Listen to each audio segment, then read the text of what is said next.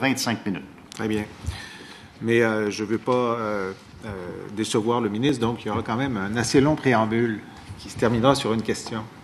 Je tiens à saluer M. le ministre, ses collaboratrices nombreuses, majoritaires, félicitations, et ses collaborateurs et nos collègues de la députation gouvernementale et des oppositions, et également M. le Président. La question qu'on se pose tous, c'est le Québec respectera-t-il son engagement international climatique de 2020? Au-delà des beaux discours, on veut voir des résultats concrets. Depuis son élection, le premier ministre et son ministre de l'Environnement entretiennent, est-ce un objectif? Est-ce une illusion? Enfin, le fait que ce gouvernement fait amplement sa part en matière de lutte au changement climatique. Fixer des cibles, c'est bien, mais ça ne sert à rien si les moyens pour les respecter sont insuffisants. Surtout lorsque le gouvernement prend des engagements à l'horizon 2020, 2030 et même 2050, mais c'est ce que je vais démontrer, qu'il ne se dote ni de stratégies structurantes, ni de moyens financiers conséquents, ni d'une gouvernance intégrée pour y arriver. Le ministre de l'Environnement me répondra fort probablement que le Québec se compare avantageusement à ses partenaires californiens, ontariens ou ceux du reste du Canada. Mais lorsqu'on se réfère au classement des groupes de recherche et des instituts comme l'Agence internationale de l'énergie, qui scrute les stratégies climatiques nationales, le Québec n'est certainement pas le pire, mais il n'est pas le meilleur. Et seulement les meilleurs vont atteindre leur cible. Le Royaume-Uni, la France, la Suède, la Finlande, la Norvège, l'Allemagne et même un État fédéré comme l'Écosse se dotent de stratégies beaucoup plus cohérentes, ambitieuses et surtout qui donnent des résultats. Avant d'aller plus loin, permettez-moi de déboulonner un objectif libéral que le Québec n'a pas respecté, c'est le fameux protocole de Kyoto. L'objectif était de réduire les émissions de GES de 6 % en moyenne avant 2012 par rapport à 1990. Pas moins 6 % en 2012, mais bien moins 6 % en moyenne entre 2008 et 2012, donc plus facile. Or, les chiffres sont têtus, mais je vais les répéter au ministre. L'engagement du Québec a été raté par au moins 15 %. En dépit de ces faits, le premier ministre, à la conférence de Paris, est devenu ce que les caricaturistes ont montré comme le géant vert et eu un discours extrêmement offensif sur les questions climatiques. Mais le constat, pourtant, est partagé par tous les experts en énergie, en aménagement du territoire et en transport. Les cibles, celles de Kyoto et celles de 2030, dans l'état actuel des choses, ne peuvent être satisfaits, ne peuvent être atteints. Alors, je vous montre ici le dernier inventaire québécois de GES. Et en 2014, on s'aperçoit que sur la période, il y a eu une chute réelle, mais 2014 et 2015, il n'y a pas de progrès. Pour l'instant, nous sommes sur un plateau et il n'y a pas de progrès. Alors, on ne peut pas dire que nous allons dans la bonne direction. En ce moment, nous allons dans la mauvaise direction, c'est-à-dire une stagnation de nos résultats. Selon le rapport de l'ex-commissaire au développement durable, Jean Saint-Mars, le Québec devra faire entre 6 et 7 fois plus d'efforts d'ici 2020 par rapport aux efforts consentis ces 25 dernières années. Alors, non seulement la cible de 2020 à moins 20 % est menacée, mais également celle de 2030 à moins 37,5 et celle de 2050 à moins 80 ou même moins 95. Regardons les graphiques qui suivent pour s'en convaincre. Alors ça, c'est l'étude Whitmore-Pinault qui fait d'abord ce qu'il faudrait faire pour se rendre aux objectifs, mais selon les actions entreprises ou prévues, on est presque sur le calme plat. Donc, on est très, très loin d'avoir mis en œuvre des politiques qui nous permettraient de satisfaire les cibles. Alors, selon le plan d'action contre les changements climatiques, le PAC 2013-2020, on ne voit pas de mesures suffisantes. En 2012, la phase 1 du PAC devait permettre de générer des réductions de GES estimées à 50 % de l'effort pour atteindre la cible 2020.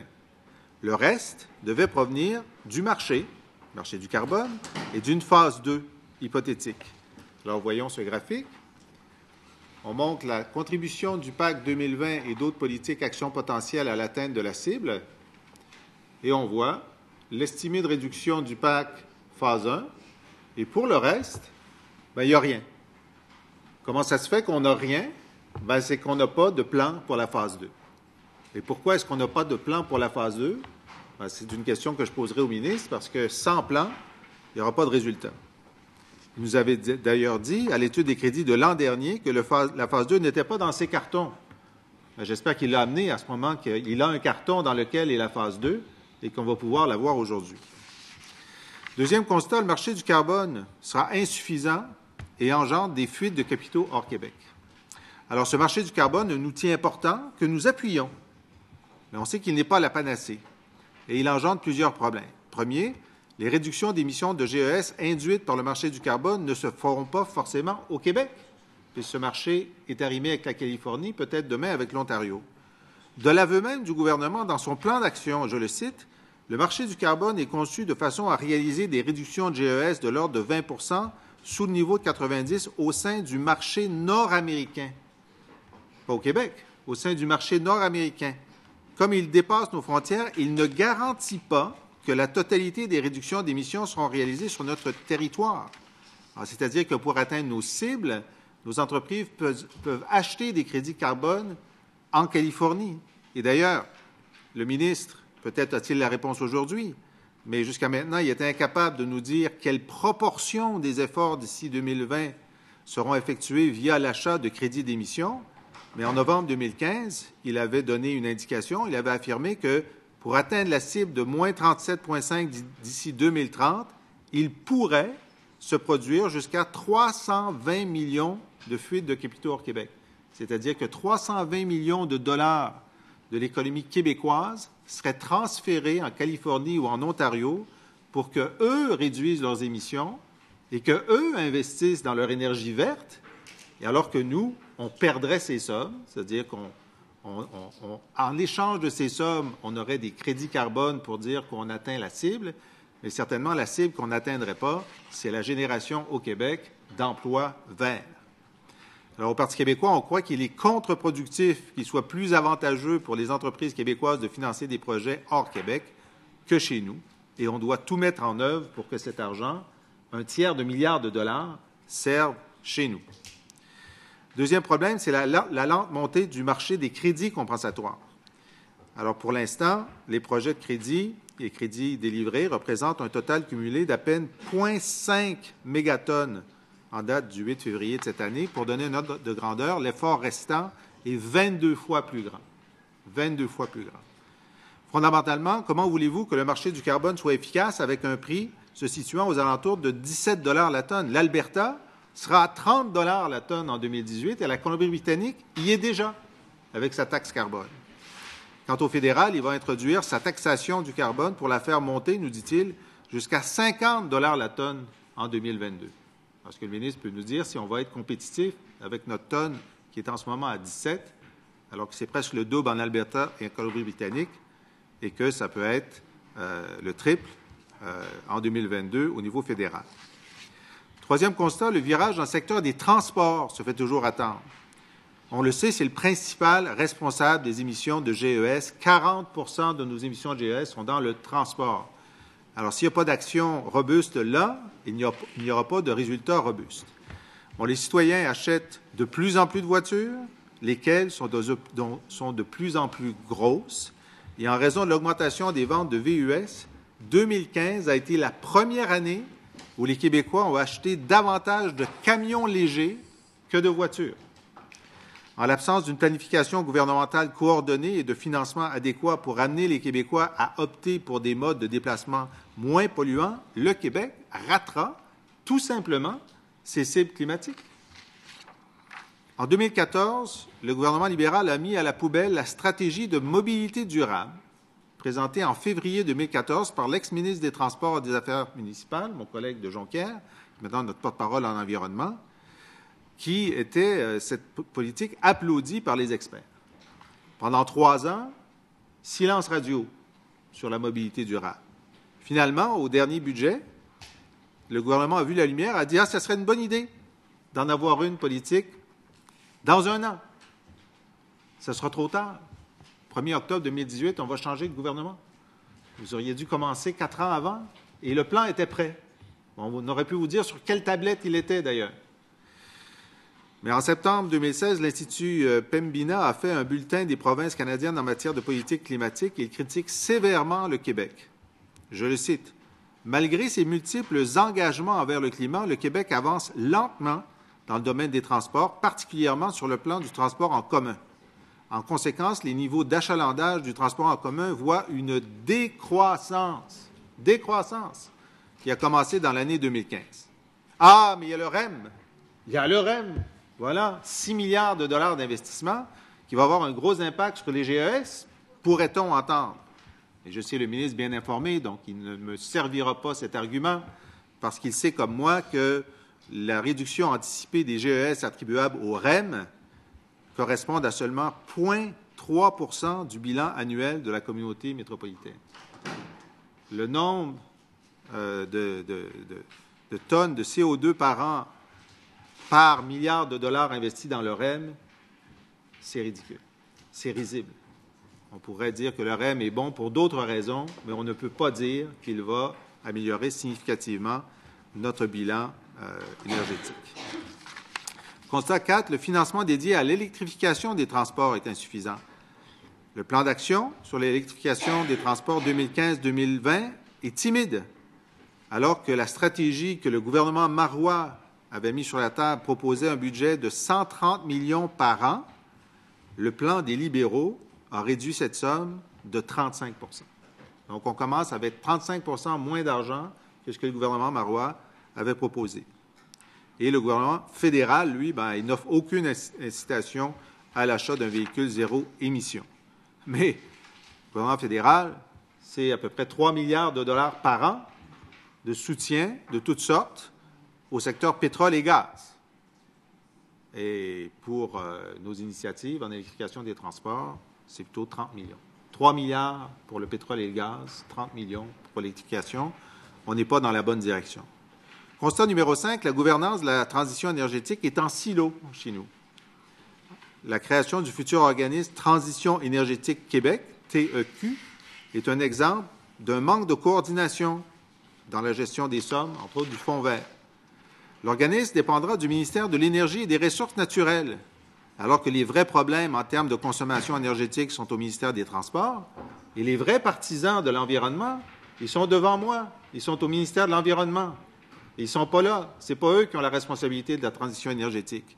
Nous, on pensait, au gouvernement Marois, que le secrétariat à l'électrification des transports devait être au bureau de la première ministre, et nous pensons que le bureau Transition énergétique Québec devrait être au bureau du premier ministre, sinon les gens ne retourneront pas leurs appels, tout simplement. Et les sommes du Fonds vert dédiées à la réduction des émissions de GES dans le secteur des transports resteront exclues du périmètre d'action de TEQ. Je suis sûr que le ministre ne peut pas me le dire, mais qu'il est parfaitement d'accord avec moi. Au Parti québécois, nous voulons une approche intégrée climat-énergie, pas une approche en silo. Alors, qu'est-ce qu'on a à proposer? Vous savez qu'on aime être positif. On est de l'opposition, mais on dépasse notre rôle. On veut proposer des solutions. Et si le ministre veut les prendre à la volée, ce sera une bonne chose. D'abord, adopter une loi cadre pour respecter nos engagements climatiques. Il existe un immense fossé entre les bonnes intentions et les actions réelles des États, y compris au Québec. Le gouvernement libéral s'est tristement illustré en ratant sa cible de réduction des GES pour Kyoto. Parmi les raisons de cet échec, l'absence d'une loi cadre contraignante de mise en œuvre des engagements climatiques du Québec. Cette loi cadre relèverait du bureau du premier ministre, serait supervisée par une entité indépendante et engagerait l'ensemble du gouvernement, ses ministères et organismes. Si on voulait être sérieux, là, c'est comme ça qu'on le ferait. Lorsque j'étais conseiller de M. Bouchard, on a adopté une loi anti-déficit contraignante. Et elle est très contraignante. Et elle continue à l'être. Et elle contraint l'ensemble du gouvernement. Alors pourquoi ne pas avoir une loi anti-déficit environnemental? Cette loi aurait aussi pour fonction de fournir un portrait juste et impartial sur la tendance historique et future des émissions de GES, de l'atteinte ou non de nos cibles globales et sectorielles d'ici 2050. La loi prévoirait également une actualisation à la hausse des dites cibles aux 5 ans, en conformité avec le mécanisme de révision à la hausse de l'accord de Paris. L'entité indépendante serait tenue de publier un rapport annuel à l'Assemblée nationale pour établir les règles, les progrès réalisés en vue de l'atteinte des cibles et de faire des recommandations au gouvernement sur les correctifs à appliquer dans ses politiques et réglementations pour maintenir le Québec sur la bonne trajectoire. Alors, on ne peut pas prendre le crédit de cette idée. On a juste trouvé de bonnes pratiques à l'étranger. Voici la liste non exhaustive de juridictions ayant adopté de telles lois.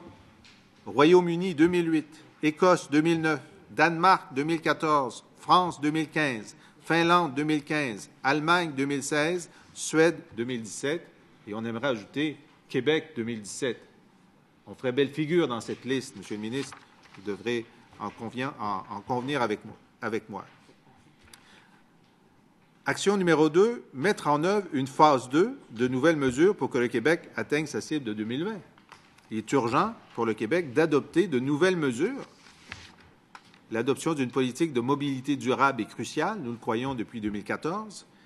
Et dans cette politique, comme nous le proposons depuis 2014, et puisque cette politique est en voie d'élaboration avec 4 ans de retard au gouvernement libéral, il serait bon d'y retenir ce qu'on y avait mis, c'est-à-dire la modernisation de la loi sur l'aménagement et l'urbanisme, qui est dans plusieurs de ces articles un frein à une saine utilisation de l'espace et des incitatifs à une réduction des GES dans l'aménagement urbain lui-même, un cadre financier solide, des cibles de transfert modal et des indicateurs fiables, parce que ce n'est pas tout de dire que ce serait une bonne chose. Il faut fixer une cible et voir à ce qu'avec le soutien de l'État, les cibles soient atteintes, le tout arrimé à nos engagements en matière de climat, d'énergie et d'aménagement du territoire. Une politique permettrait aussi de diminuer la bureaucratie en transport collectif, puisqu'il faut actuellement des dizaines d'autorisations du Conseil du Trésor pour procéder.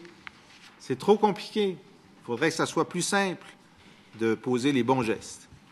Action numéro 3, doter le Québec d'une approche intégrée climat-énergie.